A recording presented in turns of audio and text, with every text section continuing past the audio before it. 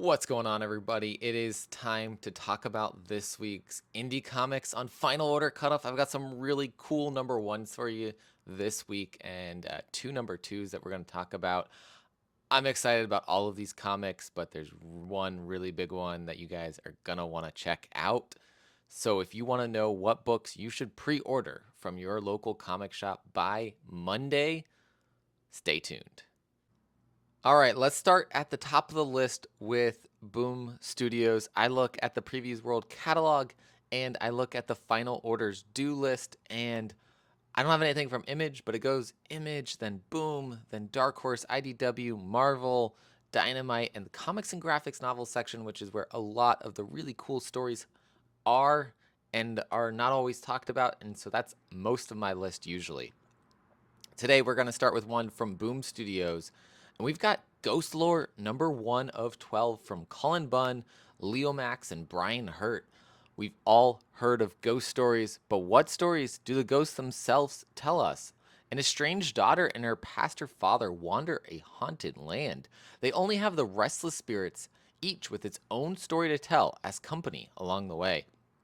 After a deadly accident, of which they were the only survivors, Lucas and Harmony Agate can see the dead, an overwhelming amount of the deceased, all with their own warnings, cries for help, and malevolence alike. But Lucas and Harmony aren't the only ones with this ability. There are other nearly deads, some of which have malicious motivations. Colin Bunn of Basilisk and the Empty Man Acclaim is joined by superstar artist Leo Max from Basketful of Heads and guest artist Brian Hurt, the Sixth Gun, the first in a haunting lineup of artists featured in each issue to bring readers the most eye-opening spectral story since The Sixth Sense.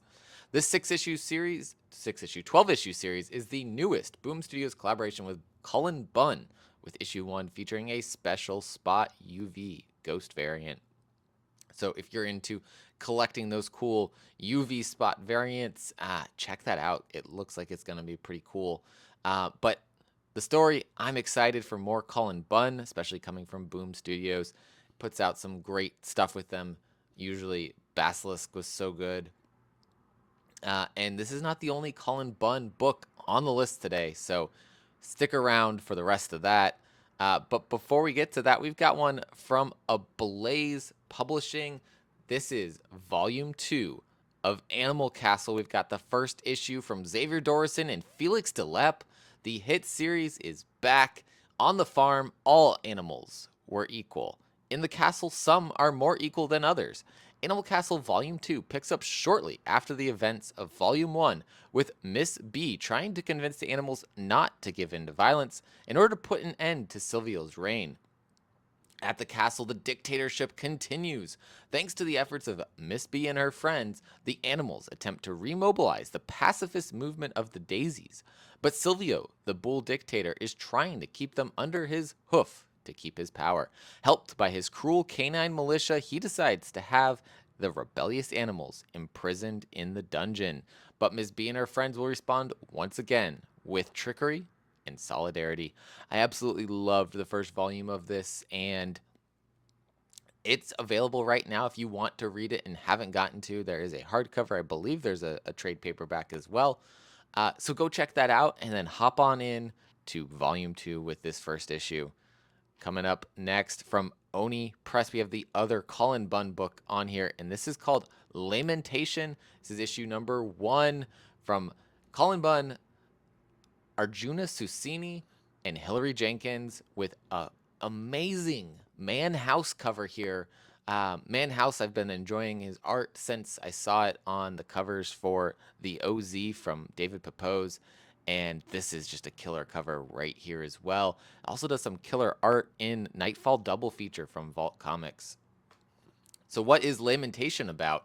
From the mind's eye of master storyteller Colin Bunn and rising star artist Arjuna Susini comes a darkly glamorous tale of bone splintering terror at the intersection of shadow and light, dream and nightmare, life and the grim specter of death itself. After weeks of grueling rehearsals, a new production is set to begin at the famed Requiem Theater, Razid's Lament. 3 acts of gothic horror set inside a haunted castle, with a story that some say is more than mere fantasy.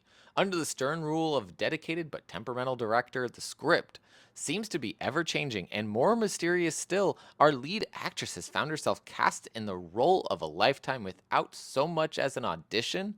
Her grand debut is fast approaching, and with it, a barrage of razors in the night that will terrorize audiences and actors alike. There's no exit, no escape, and when the curtain finally rises, Razid himself will take center stage to cross the threshold into the unholy darkness that lies just beyond. There are previews pages up for this one on the Previews World website, so go check that out. It looks phenomenal. And speaking of really awesome writers that I love their work, we've got a new one from David Hazan coming from Mad Cave Studios. We've got MONOMYTH #1 from David Hazan and Cecilia Lovalvo. You guys have to check this one out. Magic is all but extinct when the last ailing wizard casts a final, desperate spell to summon the descendants of ancient bloodlines to a school for magic, now in disrepair. Those chosen ones find a horror of the likes they've never experienced. They will have to confront the deepest parts of themselves, their tragic pasts, and defeat each other to survive the ordeal. This is such a good book. It is 10 out of 10. I put a review for it up on the You Promised Me Comics website. The artwork from Cecilia Lovalvo is amazing. It's so creative in the paneling. I don't think there's a single page that has normal boxy paneling on it, and I love that. I love what David's doing with the writing in this one, and I've got some cool things back here. I'm going to do a little promo video for it at some point, but I've got like tarot cards of characters. I've got a poster. I got all these cool things that Mad Cave sent over, so shout out to Mad Cave. I'm pumped for this. I got the advanced reader copy somewhere in my stack of stuff from MegaCon. I got it from them at the con. And I am so excited for more David Hazan. David's going to be on the channel at the end of the month, so we can talk about MONOMYTH and his new book coming from Scout Comics as well. He's really reaching out there and putting out more amazing stories, and I can't be more excited for him and for us as readers. We get to have these stories in our life now. That's the last #1 on the list. The other two I've got on here are fantastic, and I also have reviews for their #1 issues up on You Promised Me Comics website. And the first one is The Nasty. #2 is on FOC this week from John Lees, Adam Cahoon, and George Kambadias. Thumper Connell has always wanted to make his own scary movie, and now he has the chance. The problem is he has no cast, no crew, no equipment, no budget, and no time. What he does have, though, is a group of resourceful, horror-loving friends, a videotape with strange powers, and a hulking, spike-wielding, imaginary pal. He is imaginary, right? First issue, an introduction to Thumper and Red Ennis, his imaginary pal. It's just so good. This story is steeped in just love for slasher movies, and it's so hauntingly good. This one, again, review up on the website for issue #1.